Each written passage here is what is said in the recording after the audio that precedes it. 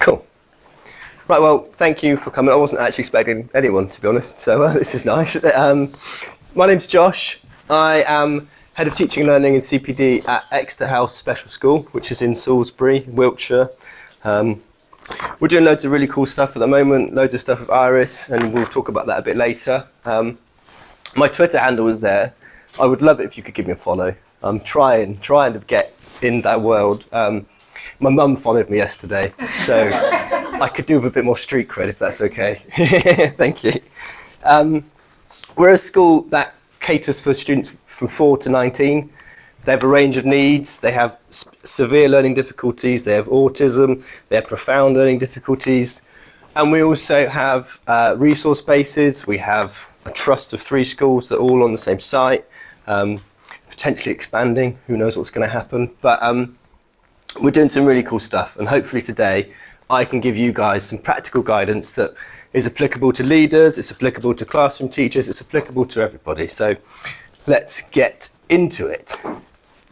For me, I find when I'm walking around classrooms, talking to teachers, giving them feedback, all this sort of stuff, the thing that they always tell me is, oh, I've tried that and it didn't work. I tried that. Oh, we do all that, we do all that, we do all that. Yes, you probably do. But I think the big thing that we need to think about is it's not what you're doing, it's how you're doing it, it's the way you're actually applying it that makes the biggest difference. Classic example would probably be like a visual timetable in the classroom. Yes, every classroom's got one, brilliant. But if it's just there, stationary, not doing anything, it means nothing. Students need to see that thing come down and know that it's finished. They need to see that something is finished, that it's time to move on. That's just one example.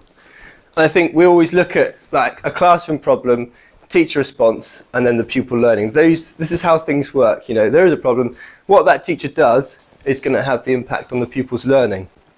And it is the teacher response is the thing that we need to change. And that's what hopefully today can be a bit of support with. It can help you give some practical guidance to your teachers and help them make the difference for SEN students. And I've had sort of like the luxury of working with various teachers, various people from across the sector, you know, in all sorts of courses, and always talk about teaching. And we always talk about teaching from like a working memory perspective, and I'm a big believer that it's the same. It's the same for SEN students. It's just, you know, we'll go into it in a bit more detail, but things might need to be considered for SEN students to make things more applicable, to make it more understandable. Yeah, and I think, you know, teaching is teaching. Whether you are teaching in a secondary school, whether you're teaching in a primary school, teaching in a special school, we're still following the same sorts of patterns, the same sorts of things, you know. And everything provides a stimulus. We know that. We know that we're going to have something that's going to grab our attention, something that's going to hold us. And it's about making sure that attention is that thing. The attention is being pulled to what you want your students to be learning. Because we know that the working memory has a limited duration and a limited capacity. And it's about making those meaningful links from what they know. And then we're able to learn new knowledge and those new skills. We know that. I'm teaching the converted there. But those factors for students with SEN are really, really important to consider. Think about experience. Our students that have SEN are often sort of coming from families where those parents don't have the confidence to go out and take those trips to the park, to go to the cinema, to do all these things that create anxieties for parents. They have a limited capacity, they have a limited understanding of things out there in the world. Think about competition. Everybody has things that compete for their attention, those demands on your cognitive load. But when we think about students with SEN, we're really thinking about their sensory needs as well. That has a huge impact on pupils. They could be listening into, you know, right now, for example, I can see there's people moving around in the background, you know, walking through the corridors. It's not a problem. That's a distraction, isn't it? That's something that a pupil might pick up on. There might be a hum from the projector that I can hear. Your attention is drawn to that. It's really hard to pull that attention towards what it is you want them to be learning. At the same time, we've got pupils that are seeking that high sensory need, you know, so they might be a bit more busy, they might be bouncy, they might be running around the room. I'm sure you can all relate to these types of pupils. So hopefully today we will be able to find some solutions, some practical guidance that can help you with those types of pupils. And finally, processing. We talk a lot about pupils needing that time to understand what it is you have asked them. And our big thing at our school is wait for 8. It's quite a long time, isn't it? It feels uncomfortable. It feels like a long time to allow a pupil to process something. But us as teachers, taking that time to ask a question, to place a demand, and just wait. Give them the chance to understand what it is you've asked them, what it is you want them to do. That's really, really important. And I suppose we're looking at ways to harness that attention and looking at ways to pull it towards what you want them to be learning. And I think voice is a really important and powerful way to do that. Think about when you are being friendly, you are being, you know, you've got those moments in the day when everything is a learning opportunity. We need to teach play skills, we need to teach conversation skills. So use your voice in those ways. Be friendly, be welcoming, be warm. But at the same time, when you want them to focus, when you want that attention, it's really important to stand tall. This always makes people laugh because I'm about this tall. But stand tall, be that figure that's going to pull that attention. Let them know that you mean business. Body language as well. Body language is so important. And again, walking around school, you know, when you take a class that has students with profound learning difficulties, they are wheelchair bound. There's lots of medical need. And I think it's a real bugbear of ours. When we walk around, we just see this. That body language is a real cue as to what the expectation is in that classroom. We want staff to be warm, we want them to be welcome, we want them to be leaning in, inviting that conversation, inviting that sort of interaction with the pupils and encouraging them to take part and participate. And also those big gestures. They are really important because pupils with SEN, as we know, pupils with autism struggle to understand their emotions. They struggle to know how they feel, how other people feel. So by being big, being bold, and actually talking about why you're smiling. Oh, you've made me really happy because you've just done this amazing piece of work. If a student's feeling distressed and feeling sad, talk to them about it.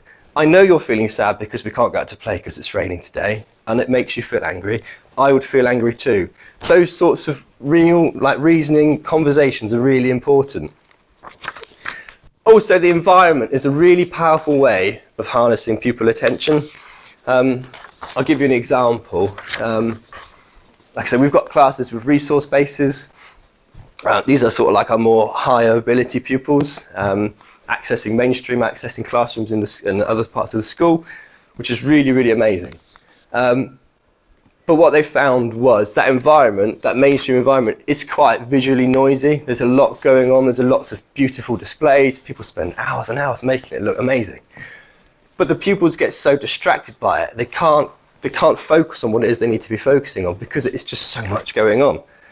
So I sort of did a piece of work with one of my teachers and sort of suggested, you know, sat in there doing some coaching, and I was like, I'm struggling to even talk to you right now because I'm just looking here, looking there, looking everywhere. She took her display boards down, she used brown backing paper, and literally within a day, it was a massive difference, a change in her class. That is now used across the board, and we find that attention has improved massively just because it's clear. That contrast between muted and what it is that's on display pulls that attention to what it is you want them to be learning, what you want them to focus on. And with that in mind, I'm a big, big believer in displays being purposeful. So again, making sure that information is where you want it to be and making sure that pupils know where it is as well, be it behaviour expectations on the board right next to the whiteboard, the timetable right next to the whiteboard. And I think, honestly, the same is the same for staff. You know, we want staff to know what they're doing. Have a dedicated area for deployment, for planning, for timetabling, all that sort of stuff. Just clear locations in the classroom makes such a huge difference. Oh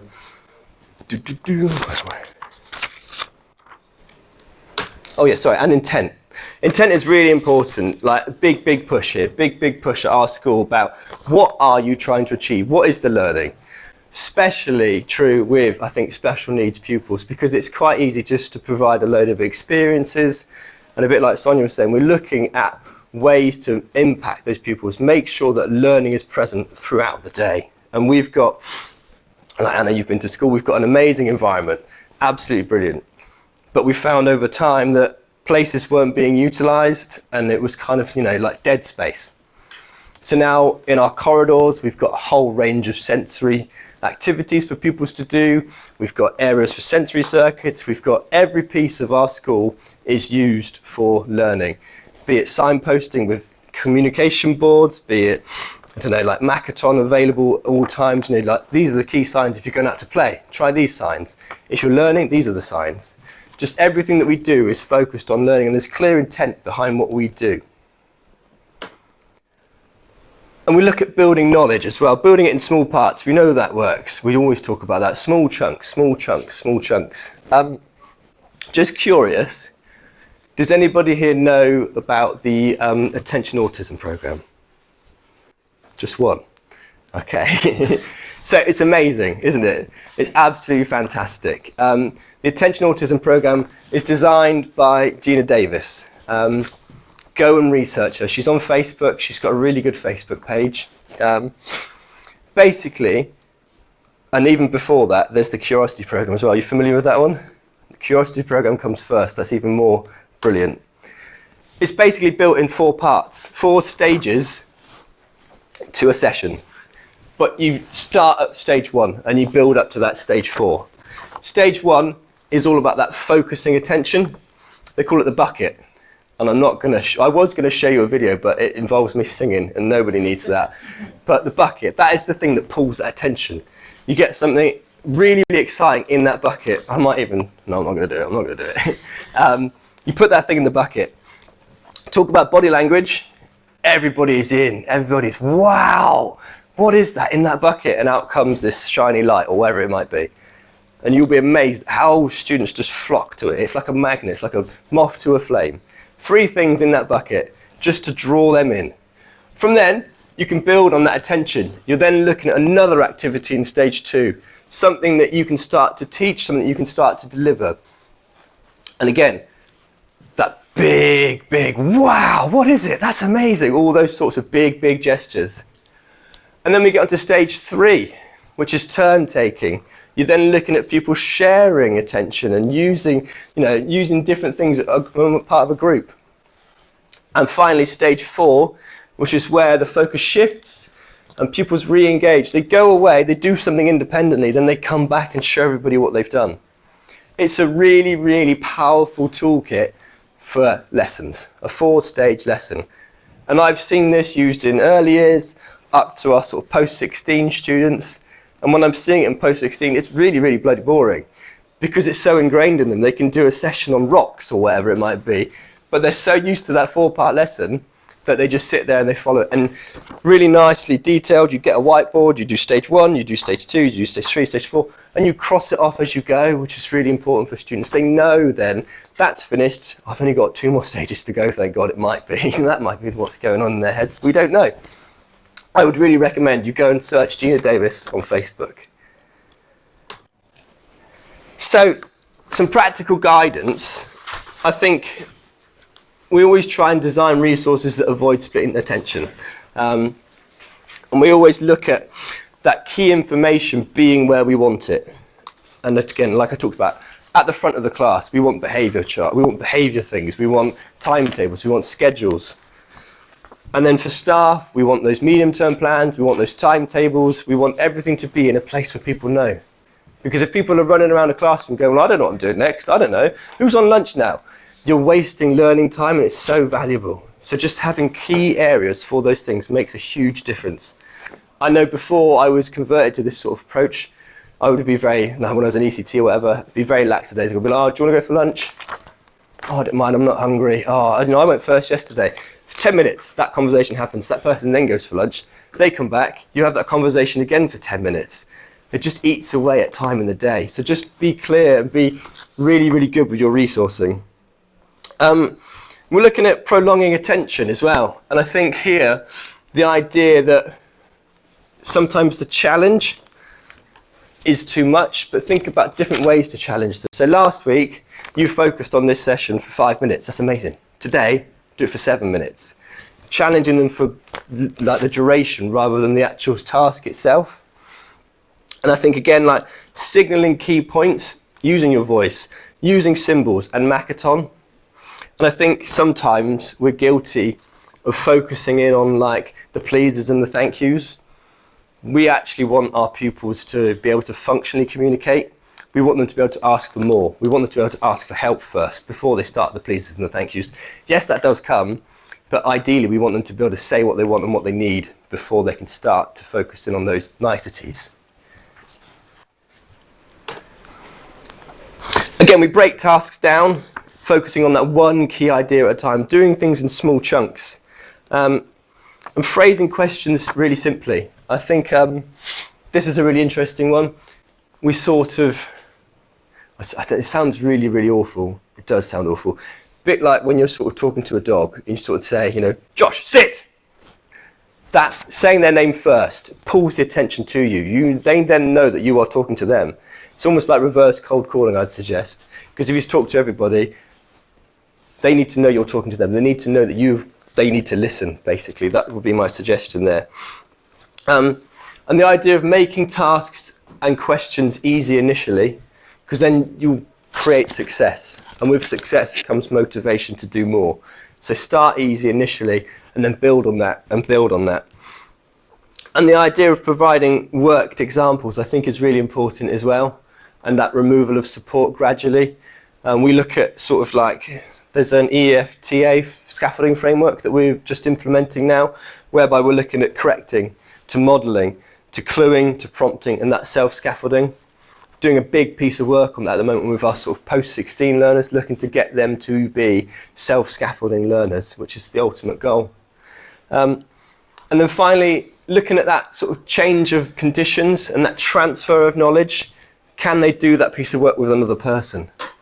Because relationships are so key, and I know it drives people up the wall at work when a pupil's, you know, not transitioning, they're stuck in the corridor, and then Muggins comes over, and I'm like, come on then, let's go, and they get up, and it drives people up the wall. But that's because I built that relationship, but that's not sustainable for that pupil, that's not helping that pupil. So I do my best, my very best to stay away. When I know I've got that relationship, he needs to be able to do that with other people. So that's a real good example of how we can try and help pupils transfer that knowledge. I wanted to look a little bit at motivation as well, because I think it's really important, and this is very much what our philosophy is built around. It's built around positive reinforcement, and it's built around motivation for students. And obviously there's two camps for motivation. There's intrinsic, whereby that pupil is trying to do things to please you. They are really trying to do the right thing because it makes them feel good. And then you've got that extrinsic motivation, whereby pupils will do it, but they want something in return. And I think a lot of our stuff is built around that extrinsic motivation, because students with SEN are very much on their own agenda. I'm sure you've all experienced this, you know. Nope, I'm doing this because this is what I want to do. This is what I know. This is where I feel safe. So that idea of extrinsic motivation is key. And I think you all know your students best. And if you're struggling, it's about taking the time to research that pupil, find out what they like, find out those things, those niche things that they like. It could be trains, it could be dragons, it could be whatever. And I think it's about us as teachers being prepared to be a little bit silly at times. I can give you an example. So we've all had experiences of challenging behaviour. We've all had experiences of those difficult times. Took a student swimming last year, and it took 4 hours to get him out of the water. And he was running around the leisure centre, stark bollock naked, pressing himself against the gym window, giving everyone a really, really good show. And probably one of the lowest points in my career. But we dealt with it. We dealt with it absolutely fine, because I knew him and I knew what motivates him. I had everything ready. You know, just one of those things where things don't go to plan. And all of a sudden, someone comes out with one of those, those blankets, the silver tinfoil blankets. And I knew that that kid loves Charlie the Chocolate Factory. He loves Willy Wonka. So out comes this foil sheet, and I was like, should we wrap you up like a chocolate bar? And within an instant, he changed, got him wrapped up, we got him in the car, and we got him back to school safely. But it took 4 hours. But it's just finding that thing that's going to break that cycle. And if it's Willy Wonka, it's Willy Wonka. But yeah, that's just a small example of how motivation can be so crucial and so relevant to our pupils. And yeah, again, I think for students with SEN, they want to know what's in it for them. They want to know why you're asking them to do something. What is in it for me? So we do lots of work on like token economy, token boards, now and next, those sorts of things. You do this, you can have this. You get 5 stars, you can have the iPad. It works really, really well. And there are times when things aren't going to plan, and you might need to, have a conversation with your teams, and that token economy happens a lot quicker. Absolutely fine. That would be my say. I would say if you have to bash out 5 tokens in 2 minutes, you have to bash out 5 tokens in 2 minutes. What's important is they follow a demand, and then they get the reward, and then you can build on that and build on that and build on that, and then you'll get to a point when 5 tokens can last the whole day. I think that's what's key. It's just that trust and that safety that they know if they do this, they will get this. Then that relationship you build with them will become even more strong and even more beneficial. I wanted to look at as well the importance of routine and structure. We're all human. We all like to know what's expected of us. If we rock up somewhere and there's no plan in place, there's no idea of what you're doing, you're going to feel uncomfortable, you're going to fall apart a little bit, you're going to find it difficult. And it's exactly the same for students. It's exactly the same for students with SEN, I would argue. And I think a lot of what I'm talking about today, if it's good for one pupil, the likelihood is it's going to be good for everybody. I think there's a quote on the ear about practice for SEN is good for all, and hopefully this today is relevant and makes sense. Yeah, we all like to know what's happening. We all like to know what is expected of us. And I think I often reflect on my own teaching practice and think about those sessions where things have just flowed. We just talked about flow with Andy, but like where things have felt like they're running really smoothly and things are just going right. I think it's happened once or twice in my career, but that moment you just feel like, oh yeah, this is really, really working well. And there's particular sessions where it works really, really well. And for me, it was good morning, our little good morning session, our hello session. Every day, without fail, there were no problems. Students come in, they put their books away, they put their lunch away, they get their work out, they sit down, they do that task, and they wait, write their name on the board, whatever it might be. It just works, and it just flowed, and it just, never ever any problems in the morning. Because it's exactly the same every day. They know what to expect, they know that routine. I think if we can start to normalise things within the day, it becomes so much better, more beneficial. And thinking back to that 4-stage stuff from Gina Davis, the attention autism stuff, it's a really powerful way of creating a routine and a set structure for every single lesson. So I'd really, really recommend going and have a look at that. Yeah, and we know that predictability reduces anxiety. We know that students with SEN, students with autism are highly, highly anxious.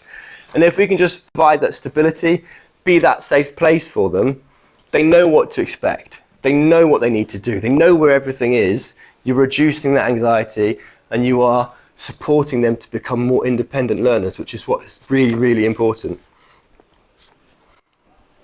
And I can guarantee you, we track our behaviour, and I can guarantee you that the spikes happen at playtimes, at lunchtimes, during those unstructured times.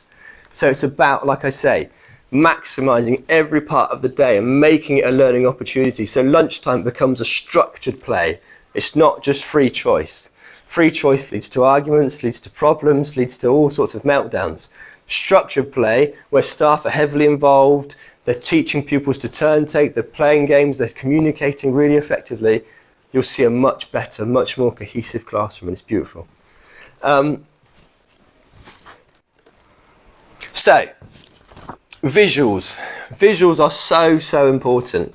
Visuals, I will tell you, 9 reasons why they are so important. Massive push on visuals for us, and I can't undervalue them at all. So visuals are permanent. They don't disappear. As I'm talking to you now, you probably can't remember what I said at the start of this session, but you can read this all day long. Visuals will always be there. Visuals can move from environment. They don't change. They stay the same. They are always going to be there. They allow for processing time. Again, we talked about that wait for 8, but if you've got a visual, if a pupil is really struggling to understand what you're trying to say, that visual, they can just do that in their own time, and they can start to understand and appreciate what you're trying to say. They help prepare for transitions. Talked about that visual timetable. If they can see what's happening next, they know what to expect, they know to get ready for it. If you can, we even go from like an individual basis where we have travel schedules. If you've got a specific pupil that you know struggles to transition, just a little strip that says, now it's this, next it's that, or even, we've got this now and this is what's following. Take it off when it's done, take it off when it's done. That's what's really important, because they can see that it's finished. It's not hovering there. That actual act of taking it away lets them know that it's done. That's really important. Visuals help you see what you mean as well. We can all talk and describe things that we want to happen, but often we like to see it as well, especially, when we're seeing red. I'm sure we've all got to that point in our lives at times, and people are talking to you, and it's just in one ear, out the other, because you're just, ugh. If you can just show someone something in that moment, it makes such a difference. Rather than just poking the fire, as it were. Should we go outside now? Should we go outside? Should we go outside? No, I don't want to go outside. But if you can just show them, process it in their own time, do it at their level, do it, give them that opportunity to take their time, makes such a massive difference. Again, visuals are good for all students. Everything that I'm talking about today, I would hope, is applicable to all students. Things like a visual timetable, things like clear schedules for the day, they just help ground pupils. They help them know what to expect. They help them know what's coming next. And they can help build independence. So we use schedules for everything. We use visuals for everything, be it washing your hands. You do this, this, this, this to wash your hands. 5 steps or whatever it might be.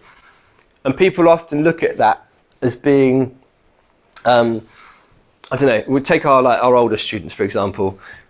There's been a piece of work around visuals for them because, they don't need it. They don't need it.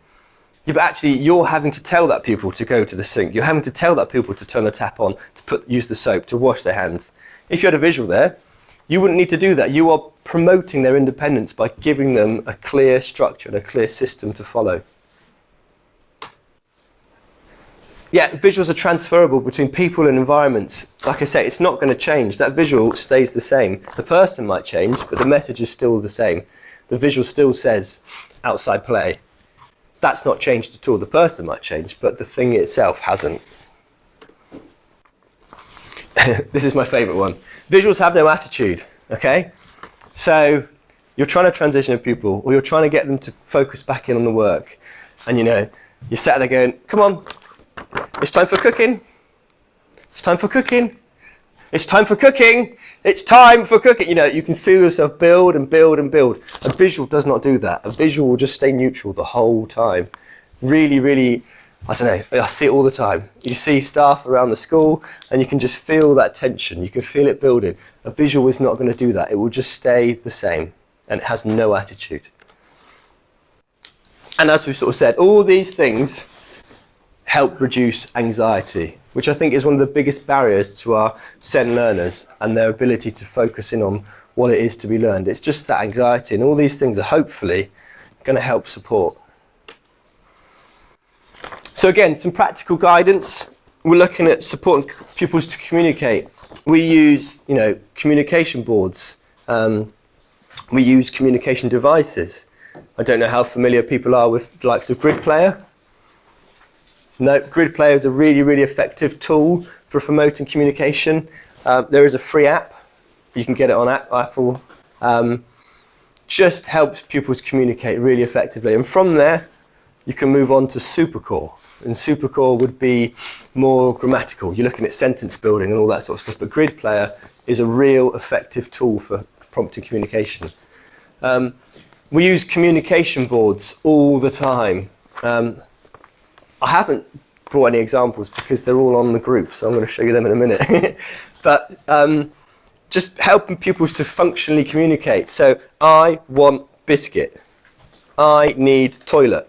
Just simple boards that you can put on your tables, put in the environments where they're relevant, makes a huge difference. Like I say, if you're doing art, you've got your art cupboard, have an art core board on the cupboard. When you start to do art, take it off, take it to the table with the paints, with everything. Then you can help that pupil access their learning.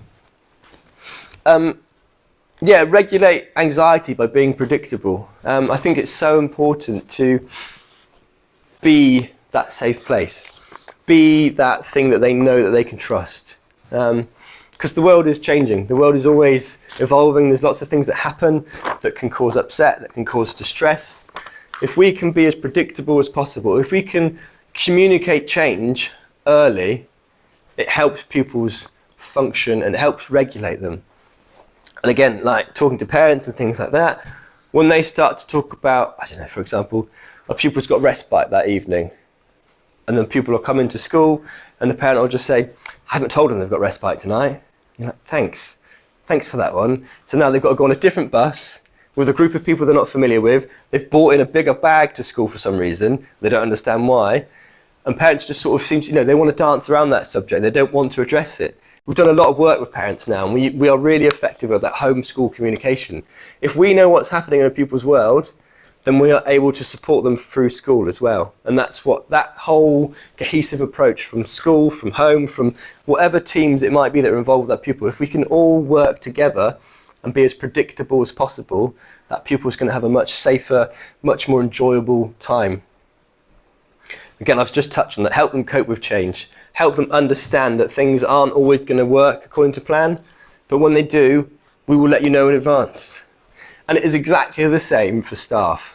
I can, how many times do we come along with this new CPD idea? How many times do we come along with this new innovation? And everyone's like, oh, I don't want to do that. I don't want to do that. I don't like change.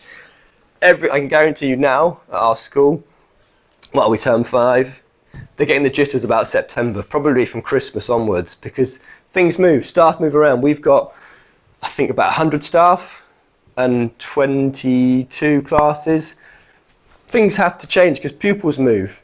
Staff have got those relationships with those pupils, so they move. People leave, so that means people need more expertise in the classroom, people with a bit more experience. It's an ever-changing thing, but it causes so much anxiety. So if we can communicate things effectively early, it makes a huge difference. And yeah, and I've already talked about this, those social cues, those things that we can help. It might be some tools to help have a conversation. It might be tools to help get dressed. If we can provide those social cues through visuals, then it's a really, really positive environment that we're creating. Again, some more practical guidance. Thinking about that preparing for change, thinking about that predictability. We do a lot of work with sound cues. So before any lesson, be it cookery, there's a cookery song to play. Be it good morning, there's a good morning song. Be it phonics, there's a phonics song. Pupils use that song to regulate themselves, to know what is coming next. It helps them get ready. So, for example, playing the phonics song, they know they need to get their whiteboards. So they've got that duration of that song to go and get their whiteboard, come and sit down. Those sorts of cues are really, really powerful. And I think if you're going to introduce things like this, that consistency across the school is so important, because if they've got a phonics song, they've got a different phonics song, they've got another song, it doesn't provide safety, it doesn't provide that comfort for those students, it doesn't help them flourish. And again, now and next, I touched on that as well, but we're looking at building opportunities for success. So the more that they can experience success, the more they will want to do things, the more motivated they will be. And I think it's really, really important to honour what it is you've said. So if, for example, and this is where people find it quite difficult. 5 minutes, cool. If you have got a pupil that's taken 20 minutes to transition, but you've promised them, I don't know, the iPad, for example, how many times I've seen people get them back to class, then the iPad doesn't come out. That pupil's lost all trust, they've lost all faith in you. Give them the iPad, but limit it. If it's been a difficult transition, limit it. Get a timer out, 5 minutes on the iPad. If you'd have done it as I asked you, you could have had 10, 15 minutes on that iPad. But It's just about managing it and gaining that control back. So I've given you an AS checklist. Hopefully you'll find it useful. You don't have to use it. You can just use it as something to sort of dwell on. But this is how we sort of monitor our AS provision. This is how, for like as leaders, we've got an AS lead. We've got 2 AS leads, sorry. But they use this to monitor the quality of provision across the school. And it focuses on communication, and it focuses on the classroom environment. And in there, we just use a RAG rating system. And we do this regularly throughout the year. And it just gives us a chance just to do that check-in with how our provision is. And it gives classes the chance to reflect on their own practice and their own provision. And then we've got these, the Tier 1 basics. And this is very much the foundations on which we build our school. We believe that every class should be following these. From there, we can move it and look at the curriculum. And then from there, we look at our bespoke teaching and learning packages for different classes and different individuals. And this is very much based on sort of that positivity. So if we can be overtly positive, if we can be really, really, woo, our pupils will have a much better day. If we're radiators and drains, if we are a drain, then the pupils are going to be drained. Then we look at intent, being really clear on what it is you are trying to achieve, and being confident in that as well. I'm a massive believer in, if you can walk the walk and talk the talk or whatever, but how many times I've seen staff approach a situation and be a bit like, oh, can you just give that up, please? No, you've got to go and you've got to be like, that's finished in 5, 4, 3, 2, 1. That real intent, that real clear clarity of message makes a huge difference. And that links to the communication. And being prepared, we know that there are pinch points. We all know that there are situations that are going to be more difficult. So just be ready, have resources available. We use transition packs. Every class has got a transition pack. Every class has the same stuff in that transition pack. So if you're lost at any point in the school, you can just knock on the door, can I borrow your transition pack? Boom, there we go. It's got everything I need. I just know that I'm safe wherever I am in the school. And I wanted to just quickly talk about how we use Iris Connect. So we've done lots of work with Iris Connect. There was a lack of SEN content, I suppose. I've made 3 groups. I haven't got time to look into them. But one is based on sort of like theory around education and how it can apply to SEN. One is very much about sort of the, where are we? Yeah, routines and structures and how to improve engagement, how to support motivation. And then the last one is very much about provision and strategies in the environment. And then I've also written a blog. I don't know if anyone's read it. It's really good. It's not really good. There's a blog as well, which basically sums up all of this. Much better than me flapping around, running around like a headless chicken. Read it. It's quite nice. But what I would say about that is it's really simple. If I can make a group, you can make a group, 100%. And the actual process of making a group, talking to colleagues, researching, reading, getting on the ground and finding evidence, making videos, all that sort of stuff, is great CPD, not just for me, but for everybody. Because I've become really au fait with everything that happens in my school, and it's really easy. And there's great people at Iris Connect that will help you along the way. So in summary, routine is crucial. Be concrete, be really, really explicit in what you want to achieve. Be consistent, that's so important. That consistency across the school, every day, within your classroom, be consistent. Keep things simple. If you're going to overcomplicate things, it's just going to go over their heads and it's going to become too much of a challenge. You're going to find behaviour issues. It's going to become too much of a problem. Be specific, what it is you are trying to achieve. From a learning perspective, make sure your intentions are really, really clear. Make sure your staff know what you're trying to achieve. Because invariably, it's your TAs that go off and deliver that sort of like one-to-one bespoke work. Do they know what it is you are trying to achieve? Make sure that supervision is gold. Make sure you are looking after your pupils in the best way that you can. And structure. Structure is so, so important. Make sure that your day is solid. Make sure you've got these things in place and things will be more predictable and you'll hopefully see a reduction in anxiety. There we go. Thank you, everybody.